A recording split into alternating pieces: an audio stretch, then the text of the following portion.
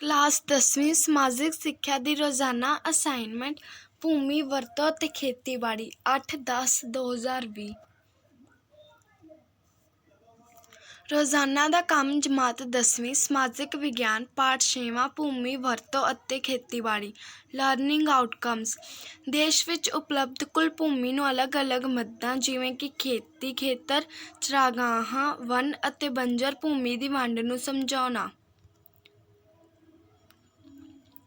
ਦੇਸ਼ ਦਾ ਕੁੱਲ ਖੇਤਰਫਲ ਲਗਭਗ 32.8 ਕਰੋੜ ਹੈਕਟੇਅਰ ਹੈ। ਇਸ ਖੇਤਰਫਲ ਦੇ ਲਗਭਗ 92.7% ਭਾਗ ਦੇ ਜ਼ਮੀਨ ਸੰਬੰਧੀ ਅੰਕੜੇ ਮਿਲਦੇ ਹਨ। ਭਾਰਤ ਦੁਨੀਆ ਦੇ ਉਹਨਾਂ ਗਿਣੇ ਚੁਣੇ ਦੇਸ਼ਾਂ ਵਿੱਚੋਂ ਇੱਕ ਹੈ ਜਿੱਥੇ ਨਦੀਆਂ ਦੇ ਸਮਤਲ ਮੈਦਾਨਾਂ 'ਤੇ ਹਜ਼ਾਰਾਂ ਸਾਲਾਂ ਤੋਂ ਖੇਤੀ ਕੀਤੀ ਜਾਂਦੀ ਰਹੀ ਹੈ। ਪੁਰਾਤਨ ਸਮੇਂ ਤੋਂ ਹੀ ਦੇਸ਼ ਦਾ ਇੱਕ ਬਹੁਤ ਵੱਡਾ ਭਾਗ ਖੇਤੀ ਕਰਨ ਯੋਗ ਹੈ। ਨਵੇਂ ਅੰਕੜਿਆਂ ਦੇ ਅਨੁਸਾਰ ਸਾਲ 1993 ਵਿੱਚ ਦੇਸ਼ ਵਿੱਚ ਕੁੱਲ ਸ਼ੁੱਧ ਬੀਜਿਆ ਗਿਆ ਖੇਤਰਫਲ 14.26 ਕਰੋੜ ਹੈਕਟੇਅਰ ਸੀ। ਇਸ ਤੋਂ ਪਹਿਲਾਂ 1950-51 ਵਿੱਚ ਇਹ ਖੇਤਰਫਲ 11.88 ਕਰੋੜ ਹੈਕਟੇਅਰ ਸੀ। ਇਸ ਤਰ੍ਹਾਂ ਪਿਛਲੇ 42 ਸਾਲਾਂ ਵਿੱਚ ਸ਼ੁੱਧ ਬੀਜੇ ਗਏ ਰਕਬੇ ਵਿੱਚ 2.38 ਕਰੋੜ ਹੈਕਟੇਅਰ ਜ਼ਮੀਨ ਦਾ ਵਾਧਾ ਹੋਇਆ ਹੈ। ਦੂਸਰੇ ਸ਼ਬਦਾਂ ਵਿੱਚ 2.38 ਕਰੋੜ ਹੈਕਟੇਅਰ ਵੱਧ ਜ਼ਮੀਨ ਨੂੰ ਖੇਤੀਯੋਗ ਬਣਾਇਆ ਗਿਆ ਹੈ। ਸੰਸਾਰ ਦਾ ਕੋਈ ਵੀ ਦੂਸਰਾ ਵੱਡਾ ਦੇਸ਼ ਇਸ ਮਾਮਲੇ ਵਿੱਚ ਸਾਡੇ ਵਾਂਗ ਖੁਸ਼ਕਿਸਮਤ ਨਹੀਂ ਹੈ।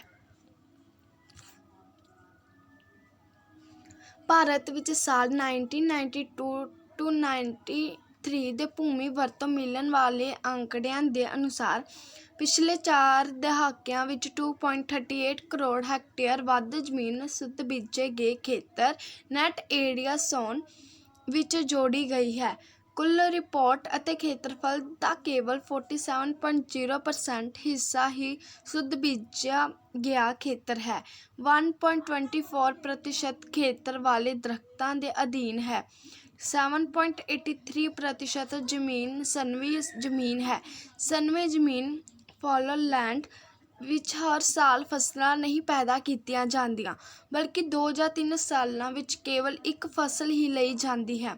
ਇਸ ਵਿੱਚ ਕੁਝ ਜ਼ਮੀਨ ਅਜਿਹੀ ਵੀ ਹੁੰਦੀ ਹੈ ਜੋ ਕੇਵਲ 1 ਸਾਲ ਤੱਕ ਖਾਲੀ ਛੱਡੀ ਜਾਂਦੀ ਹੈ। ਉਸ ਨੂੰ ਚਾਲੂ ਸਨਵੀ ਜ਼ਮੀਨ ਕਰੰਟ ਫਾਲੋ ਲੈਂਡ ਕਿਹਾ ਜਾਂਦਾ ਹੈ। ਪਿਛਲੇ ਕਈ ਦਹਾਕਿਆਂ ਵਿੱਚ ਖੇਤੀ ਦੇ ਯੋਗ ਬੰਜਰ ਭੂਮੀ ਦਾ ਖੇਤਰਫਲ 5 ਤੋਂ 6% ਦੇ ਵਿਚਾਲੇ ਚੱਲਿਆ ਆ ਰਿਹਾ ਹੈ ਪਰੰਤੂ ਚਰਾਗਾਹਾਂ ਹੇਠ ਜ਼ਮੀਨ ਘਟ ਰਹੀ ਹੈ। ਇਸ ਦਾ ਮੁੱਖ ਕਾਰਨ ਦੇਸ਼ ਵਿੱਚ ਵਧਦੀ ਹੋਈ ਆਬਾਦੀ ਹੈ ਜਿਸ ਨੂੰ ਖੁਰਾਕ ਸਮੱਗਰੀ ਪ੍ਰਦਾਨ ਕਰਨ ਲਈ ਚਰਾਗਾਹਾਂ ਤੋਂ ਖੇਤੀ ਜ਼ਮੀਨ ਵਿੱਚ ਤਬਦੀਲ ਕੀਤਾ ਜਾ ਰਿਹਾ ਹੈ। ਦੂਸਰੇ ਪਾਸੇ ਆਬਾਦੀ ਦੇ ਵਧਣ ਨਾਲ ਸ਼ਹਿਰੀ ਤੇ ਪੇਂਡੂ ਬਸਤੀਆਂ ਦਾ ਵਿਸਤਾਰ ਹੋ ਰਿਹਾ ਹੈ। ਨਾਲ ਹੀ ਵਿਕਾਸ ਕੰਮਾਂ ਵਿੱਚ ਤੇਜ਼ੀ ਆਉਣ ਕਰਕੇ ਬਹੁਤ ਵੱਡਾ ਖੇਤਰ ਸੜਕਾਂ, ਨਹਿਰਾਂ, ਉਦਯੋਗਿਕ ਤੇ ਸਿੰਜਾਈ ਖੇਤੀ ਕੰਮਾਂ ਵਿੱਚ ਵਰਤਿਆ ਜਾ ਰਿਹਾ ਹੈ। 1997 ਵਿੱਚ ਗੈਰ ਖੇਤੀ ਕੰਮਾਂ ਦੇ ਅਧੀਨ ਜ਼ਮੀਨ ਦਾ 7.0% ਹਿੱਸਾ ਆਉਂਦਾ ਸੀ ਜਦੋਂ ਕਿ 1950-51 ਵਿੱਚ ਇਹ ਖੇਤਰ ਕੇਵਲ 4.0% ਤੋਂ ਘੱਟ ਸੀ। ਭਾਵੇਂ ਇਸ ਤਰ੍ਹਾਂ ਦੇ ਕੰਮਾਂ ਲਈ ਜ਼ਮੀਨ ਮੰਗ ਨੂੰ ਠੁਕਰਾਇਆ ਨਹੀਂ ਜਾ ਸਕਦਾ ਪਰੰਤੂ ਖੇਤੀਯੋਗ ਉਪਜਾਊ ਜ਼ਮੀਨ ਨੂੰ ਯੋਜਨਾਬੱਧ ਤਰੀਕੇ ਨਾਲ ਬਚਾਏ ਰੱਖਣਾ ਬਹੁਤ ਹੀ ਜ਼ਰੂਰੀ ਹੈ। ਉੱਪਰ ਲਿਖੇ ਸਤਰਾਂ ਨੂੰ ਪੜ੍ਹ ਕੇ ਪੁੱਛੇ ਗਏ ਪ੍ਰਸ਼ਨਾਂ ਦੇ ਉੱਤਰ ਕਾਪੀਆਂ 'ਤੇ ਲਿਖੋ। ਪ੍ਰਸ਼ਨ ਪਹਿਲਾ, ਦੇਸ਼ ਦਾ ਕੁੱਲ ਖੇਤਰਫਲ ਕਿੰਨਾ ਹੈ? ਉੱਤਰ, ਦੇਸ਼ ਦਾ ਕੁੱਲ ਖੇਤਰਫਲ ਲਗਭਗ 32.8 ਕਰੋੜ ਹੈ।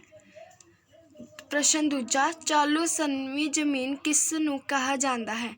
ਉੱਤਰ, ਸਨਵੀ ਜ਼ਮੀਨ ਵਿੱਚ ਹਰ ਸਾਲ ਫਸਲਾਂ ਲਈ ਪੈਦਾ ਕੀਤੀਆਂ ਜਾਂਦੀਆਂ ਬਲਕਿ 2 ਜਾਂ 3 ਸਾਲਾਂ ਵਿੱਚ ਇੱਕ ਫਸਲ ਹੀ ਲਈ ਜਾਂਦੀ ਹੈ। ਇਸ ਵਿੱਚ ਕੁਝ ਵੀ ਨਹੀਂ ਹੁੰਦੀ ਹੈ ਜੋ 1 ਸਾਲ ਲਈ ਖਾਲੀ ਛੱਡ ਦਿੱਤੀ ਜਾਂਦੀ ਹੈ। ਇਸ ਨੂੰ ਚਾਲੂ ਸਨਵੀ ਜ਼ਮੀਨ ਕਿਹਾ ਜਾਂਦਾ ਹੈ। ਪ੍ਰਸ਼ਨ ਤੀਜਾ, ਚਰਾਗਾਹਾਂ ਹੇਠ ਜ਼ਮੀਨ ਘਟਣ ਦਾ ਕੀ ਕਾਰਨ ਹੈ? उत्तर चरागाह हेठ जमीन के घटन के कारण वधी हुई आबादी है, क्योंकि वधी हुई आबादी की खुराक संबंधी जरूरतों को पूरा करने लई चरागाहां की थां ते खेती की जान लगी है।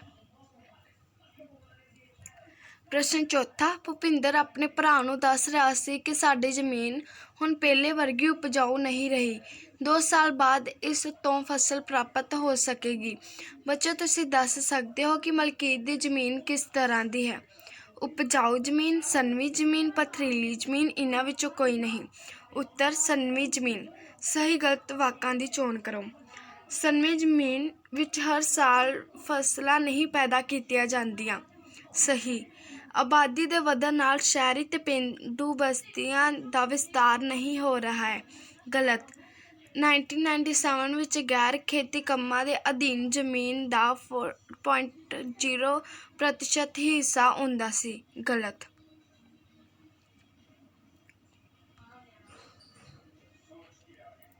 पाठ पुस्तक आधारित 50 ਤੋਂ 60 शब्दों वाले प्रश्नों के उत्तर कापियां ते लिखो ते याद करो।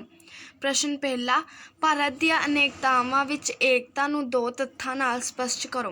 प्रश्न दूजा, निवेश की परिभाषा दिओ। निवेश नूं निर्धारण करन वाले तत्त किहड़े हन? प्रश्न तीजा, पंजाब के इतिहास नूं हिमालय पर्बत नूं किस तरह प्रभावित कीता? प्रश्न चौथा, शोषण के विरुद्ध अधिकार की व्याख्या करो।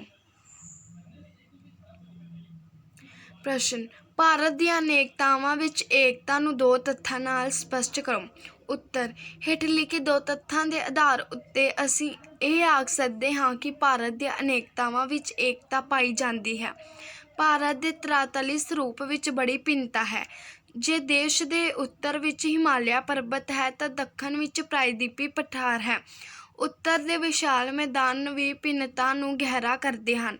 इन्हां भिन्नतावां के बावजूद मानसून पौना देश नूं एकता मुहैया करदियां हन। देश के वधेरे वरखा इन्हां पौना राहीं हुंदी है। भारत विच 187 भाषावां बोलियां जांदियां हन। देश के 97% हिस्से उत्ते 23 भाषावां दे वधेरे महत्व हैं। इन्हां होण उत्ते भी संस्कृत भाषा नूं समुचे भारत के लोकां नूं एक सूत्र विच परोया होया है। अंग्रेजी संपर्क भाषा के रूप विच अते हिंदी राष्ट्र भाषा के रूप विच देश नूं एकता मुहैया करती है। प्रश्न, निवेश की परिभाषा दिओ। निवेश नूं निर्धारित करन वाले तत्त किहड़े हन? उत्तर, अर्थशास्त्र विच पूंजी विच कीते जाण वाले वाधे नूं निवेश कहा जाता है। एक साल विच आमदन कहा जाता है। दूजे शब्दां विच एक लेखा साल विच उत्पादन दा उपभोग उत्ते वधेरे खर्च निवेश अखवाउंदा है।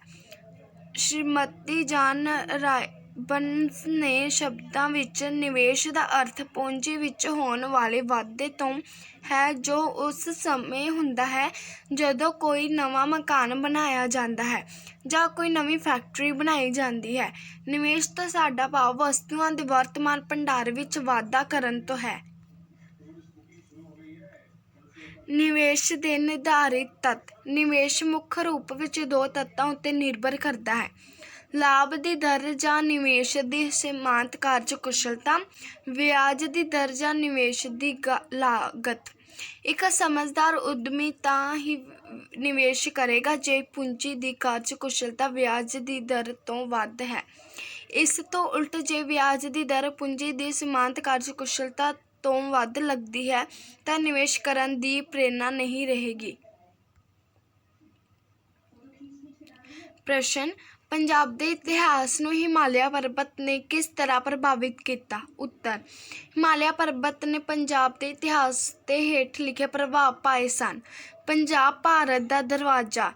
हिमालय दीयां पश्चिमी शाखावां के कारण पंजाब अनेकां युगां विच भारत का द्वार रहा है। इन्हां पर्बती श्रेणियां विच स्थित दरिया नूं पार करके अनेकां हमलावर भारत ते हमला करते रहे। उत्तर पश्चिमी सीमा की समस्या। पंजाब का उत्तर पश्चिमी हिस्सा भारतीय शासन के लिए हमेशा एक समस्या बनिया रहा। ਜੋ ਸ਼ਾਸਕ ਇਸ ਭਾਗ ਵਿੱਚ ਸਥਿਤ ਦਰਿਆ ਦੀ ਸਹੀ ਢੰਗ ਨਾਲ ਰੱਖਿਆ ਨਹੀਂ ਕਰ ਸਕੇ, ਉਹਨਾਂ ਨੂੰ ਪਤਨ ਦਾ ਮੂੰਹ ਦੇਖਣਾ ਪਿਆ। ਵਿਦੇਸ਼ੀ ਹਮਲਿਆਂ ਤੋਂ ਰੱਖਿਆ। ਹਿਮਾਲਿਆ ਪਰਬਤ ਉੱਚਾ ਹੈ ਤੇ ਹਮੇਸ਼ਾ ਬਰਫ਼ ਨਾਲ ਢੱਕਿਆ ਰਹਿੰਦਾ ਹੈ, ਇਸ ਲਈ ਇਸ ਨੂੰ ਪਾਰ ਕਰਨਾ ਬਹੁਤ ਮੁਸ਼ਕਿਲ ਸੀ। ਸਿੱਟੇ ਵਜੋਂ ਪੰਜਾਬ ਉੱਤਰ ਵੱਲੋਂ ਲੰਬੇ ਸਮੇਂ ਤੱਕ ਹਮਲਾਵਰਾਂ ਤੋਂ ਹਮੇਸ਼ਾ ਸੁਰੱਖਿਅਤ ਰਿਹਾ। ਆਰਥਿਕ ਖੁਸ਼ਹਾਲੀ। ਹਿਮਾਲਿਆ ਦੇ ਕਾਰਨ ਪੰਜਾਬ ਇੱਕ ਖੁਸ਼ਹਾਲ ਪ੍ਰਦੇਸ਼ ਬਣਿਆ। ਇਸ ਦੀਆਂ ਨਦੀਆਂ ਹਰ ਸਾਲ ਨਵੀਂ ਮਿੱਟੀ ਲਿਆ ਕੇ ਪੰਜਾਬ ਦੇ ਮੈਦਾਨਾਂ ਵਿੱਚ ਵਿਛਾਉਂਦੀਆਂ ਰਹੀਆਂ। ਸਿੱਟੇ ਵਜੋਂ ਪੰਜਾਬ ਦਾ ਮੈਦਾਨ ਸੰਸਾਰ ਦੇ ਉਪਜਾਊ ਮੈਦਾਨਾਂ ਵਿੱਚ ਗਿਣਿਆ ਜਾਣ ਲੱਗਿਆ। ਸ਼ੋਸ਼ਣ ਦੇ ਵਿਰੁੱਧ ਅਧਿਕਾਰ। ਸਾਡੇ ਸਮਾਜ ਵਿੱਚ ਪੁਰਾਤਨ ਸਮੇਂ ਤੋਂ ਹੀ ਗਰੀਬ ਵਿਅਕਤੀਆਂ, ਔਰਤਾਂ ਅਤੇ ਬੱਚਿਆਂ ਦਾ ਸ਼ੋਸ਼ਣ ਹੁੰਦਾ ਚੱਲਿਆ ਆ ਰਿਹਾ ਹੈ। ਇਸ ਨੂੰ ਖਤਮ ਕਰਨ ਲਈ ਸੰਵਿਧਾਨ ਵਿੱਚ ਸ਼ੋਸ਼ਣ ਦੇ ਵਿਰੁੱਧ ਅਧਿਕਾਰ ਦਾ ਪ੍ਰਬੰਧ ਕੀਤਾ ਗਿਆ ਹੈ। ਇਸ ਦੇ ਅਨੁਸਾਰ ਮਨੁੱਖਾਂ ਦੇ ਵਪਾਰ ਅਤੇ ਬਗੈਰ ਤਨਖਾਹ ਦਿੱਤੇ ਜਬਰੀ ਕੰਮ ਕਰਾਉਣ ਉੱਤੇ ਰੋਕ ਲਾ ਦਿੱਤੀ ਗਈ ਹੈ। ਇਸ ਦੀ ਉਲੰਘਣਾ ਕਰਨ ਵਾਲੇ ਨੂੰ ਕਾਨੂੰਨ ਦੇ ਅਨੁਸਾਰ ਸਜ਼ਾ ਦਿੱਤੀ ਜਾ ਸਕਦੀ ਹੈ, ਪਰ ਸਾਰਵਜਨਿਕ ਸੇਵਾਵਾਂ ਦੇ ਲਈ ਰਾਜ ਲਾਜ਼ਮੀ ਸੇਵਾ ਸਕੀਮ ਲਾਗੂ ਕਰ ਸਕਦਾ ਹੈ। ਇਹ ਸੇਵਾ ਅਧਿਕਾਰ ਦੇ ਵਿਰੁੱਧ ਨਹੀਂ ਹੋਵੇਗੀ। 14 ਸਾਲ ਤੋਂ ਘੱਟ ਉਮਰ ਦੇ ਬੱਚਿਆਂ ਨੂੰ ਕਾਰਖਾਨਿਆਂ, ਖਾਣਾਂ ਜਾਂ ਜੋਖਮ ਵਾਲੀਆਂ ਨੌਕਰੀਆਂ ਉੱਤੇ ਨਹੀਂ ਲਾਇਆ ਜਾ ਸਕਦਾ। ਅਸਲ ਵਿੱਚ ਉਹਨਾਂ ਕੋਲ ਕੋਈ ਅਜਿਹਾ ਕੰਮ ਨਹੀਂ ਲਿਆ ਜਾ ਸਕਦਾ ਜਿਹੜਾ ਉਹਨਾਂ ਦੇ ਵਿਕਾਸ ਵਿੱਚ ਰੁਕਾਵਟ ਪਾਵੇ। ਧੰਨਵਾਦ।